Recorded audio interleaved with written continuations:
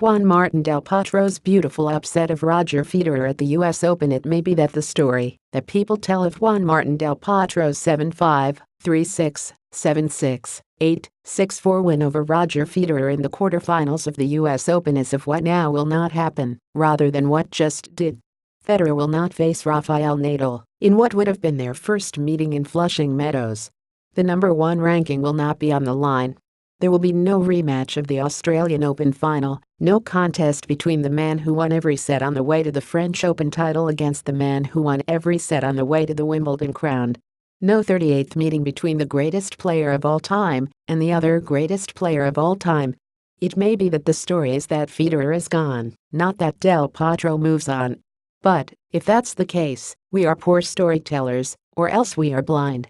There was a man across the net from Federer, the man who will face Nadal tomorrow. Del Potro is already a US Open champion himself, having won the tournament in 2009, beating Federer, in that case, in a 4-hour final.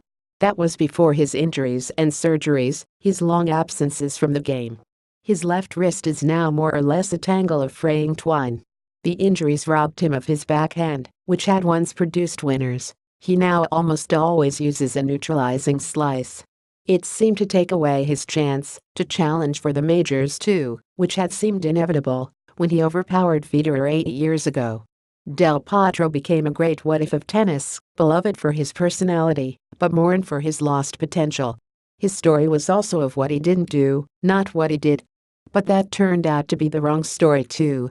Because on Wednesday night we saw what Del Potro can still do. At 5-5 in the first set, with Federer serving at 30-15, Del Potro whipped a 100 mph forehand up the line that so startled Federer that he looked staggered, as if the blow had been not to the ball but to himself. He still seemed to be reeling when he double faulted on the next point.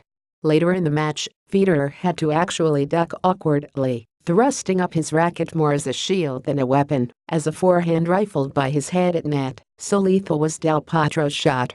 What was just as shocking was the cheer that went up from the crowd. I am not sure I can think of another match at the US Open when Federer looked vulnerable and the crowd was not aggressively on his side.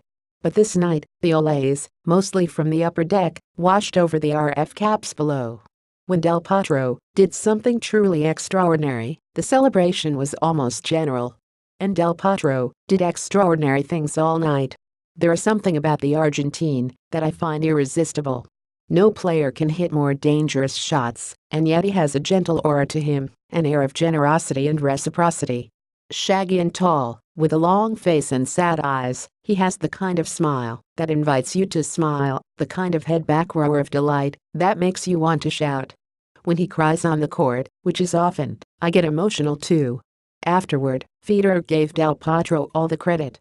Del Potro was good, Federer was not. It was better, Federer added, that Del Potro won because the Argentine can keep winning. Federer knew that, this time, he could not. When I walked off the court, I was like, finally, I can rest, Federer said. Because I'm tired. Federer will rest, and we'll see him again. In the meantime, we should look ahead and not behind. Del Potro moves on. Tennis is just fine.